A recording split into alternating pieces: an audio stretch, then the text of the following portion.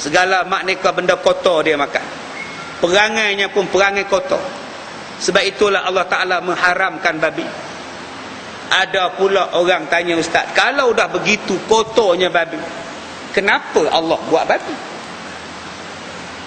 Menung, tuan-tuan. Itu yang saya kata tadi, punya sayang ke babi. Dia nak kata babi itu bagus juga. Lah dia tanya, kenapa Allah ciptakan babi? Kalau babi tak ada kan senang. Saya jawab, jangan tanyakan babi. Tanya kenapa Allah buat setan. Setan tak ada kan senang. Semua orang jadi baik. Semua orang jadi baik. Apa yang nak tanya? Kamu siapa nak tanya Allah? Kita ni siapa nak tanya Allah? Hei Tuhan, pasal apa buat? Hang siapa? Kita siapa? Kita makhluk. Makhluk mana ada hak tanya? Sebab apa kita tidak ada hak untuk bertanya? Sebab apa yang kita buat? Apa yang kita buat dalam dunia ni? Tuan-tuan buat sebiji batu pun tuan-tuan tak buat. Sebiji pasir pun kita tak buat.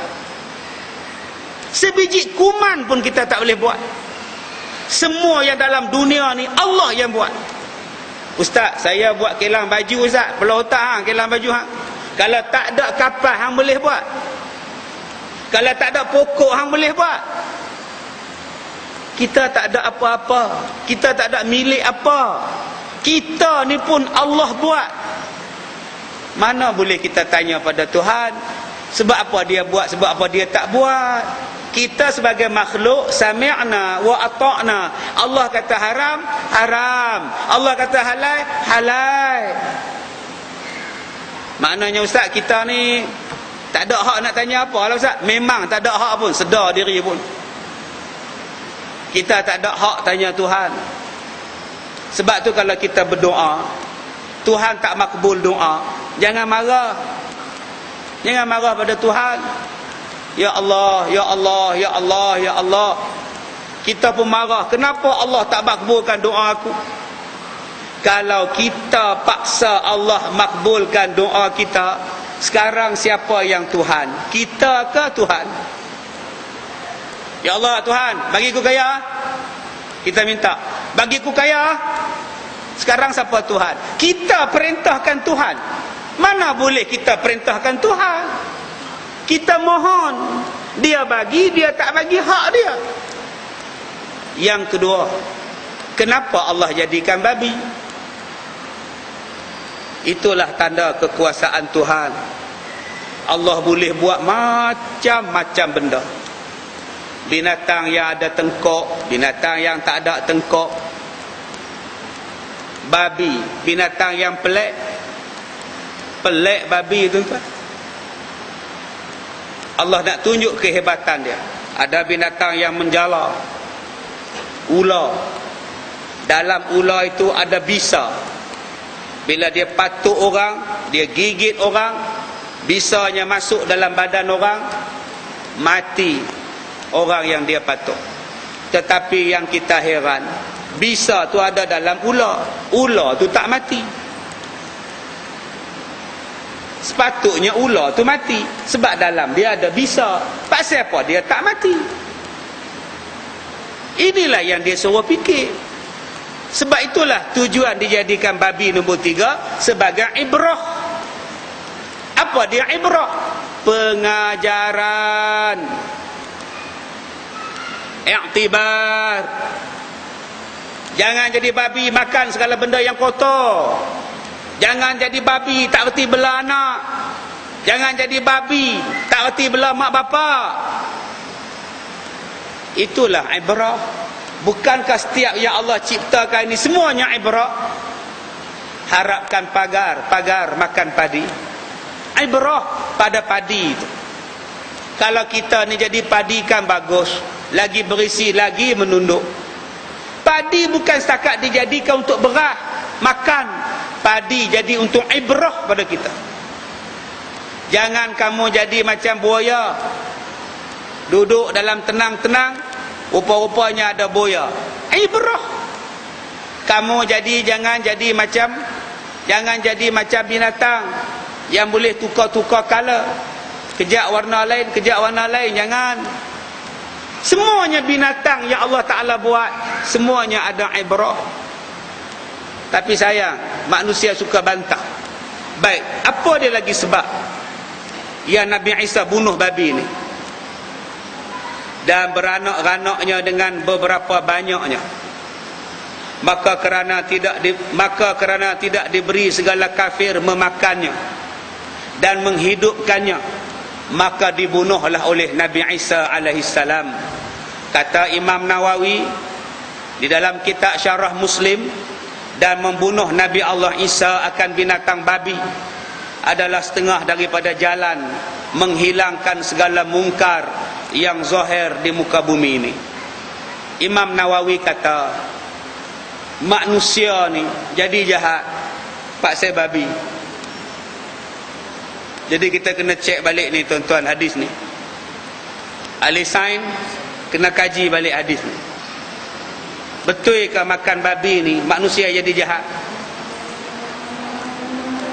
Orang Islam tak makan babi pun ramai jahat? Orang Melayu tak makan babi pun ramai jahat?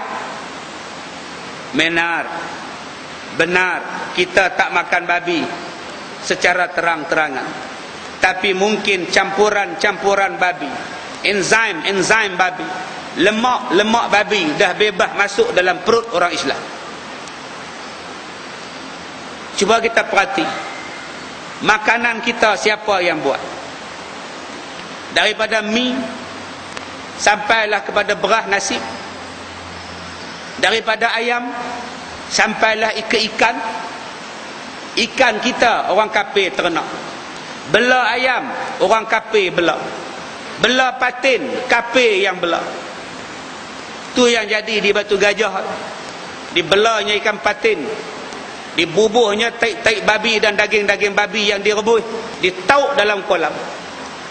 Memang kita makan ikan patin, tapi daripada mana makanan ikan patin? Dah berapa puluh tahun dah orang Islam kita ni tak jaga makan. Kita orang Islam ni tahu dan terasa kesedaran pentingnya makan makanan halal dan thayyibah baru dalam tempoh 5 tahun. 5 tahun ni baru kita ada sedikit sensitif kita ni, sensitivity kita dalam makanan. Yang dulu kita balon belakang, balon semua. Ini yang kita duk bimbang ni, yang Jakim duk kata ni, yang makan di kopitiam.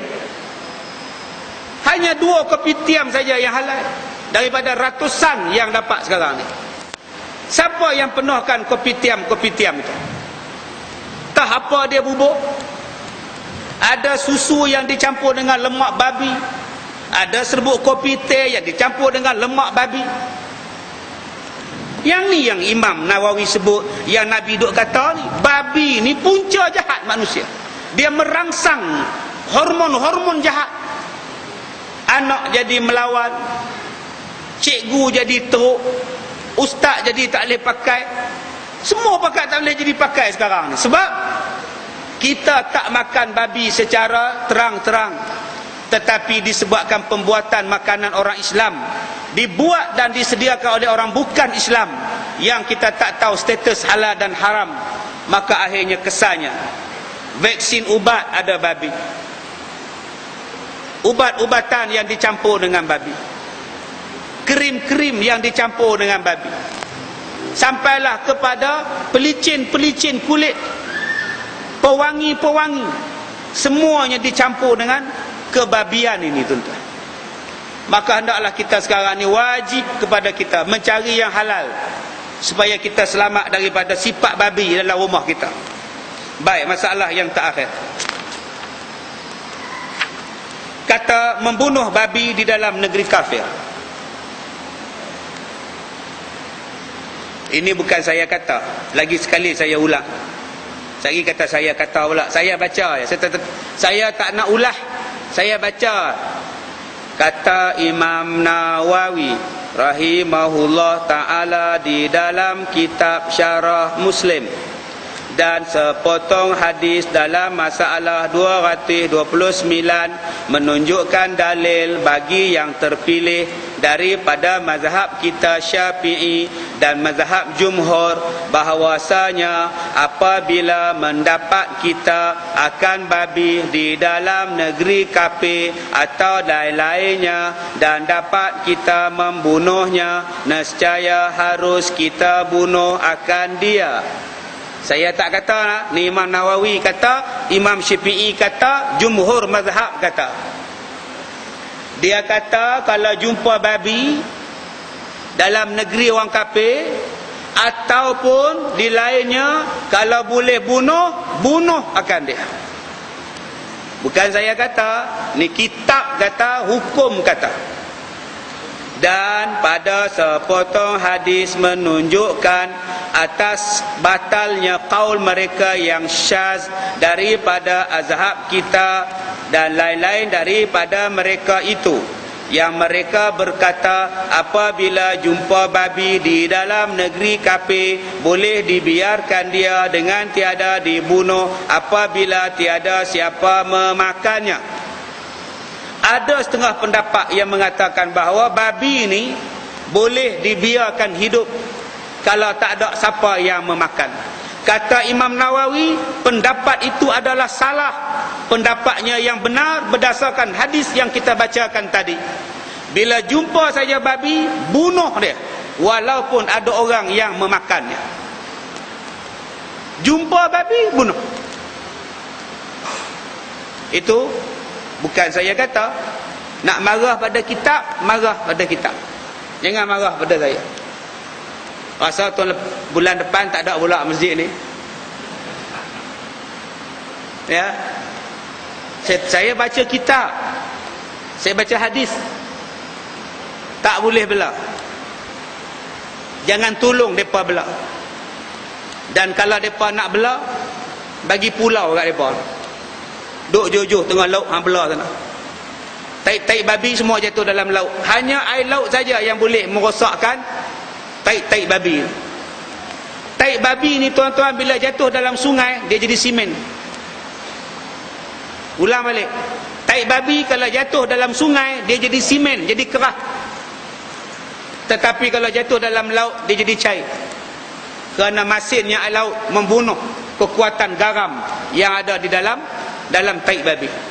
Sebab itu kalau babi, air dia jatuh dalam sungai, sungai takkan boleh jadi baik dah sampai bila-bila. Melainkan dibuang tempat penternakan dia dan dibersihkan seperti mana di Singapura. Singapura sungai sebersih-bersihnya. Tidak ada babi di Singapura. Boleh mandi lagi tuan-tuan. Sebab mereka mengharamkan penternakan babi di Singapura. Mereka beli babi di Vietnam dan Kemboja. Dulu mereka import daripada Ipoh, daripada Johor, Melaka, Negeri Sembilan. Tapi bila kena jangkitan virus Nipah, maka mereka pun stop daripada Malaysia. Mereka bela babi di Kemboja. Dan bila bela di sana, mereka naik kapal bawa ke Singapura. Selamat, negara mereka bersih, sungai mereka bersih. Bila ada penyakit, mereka stop, jangan beli. Inilah yang kita kena buat supaya negara kita bersih daripada babi dan sebagainya. Baik, sekadar itu sahaja.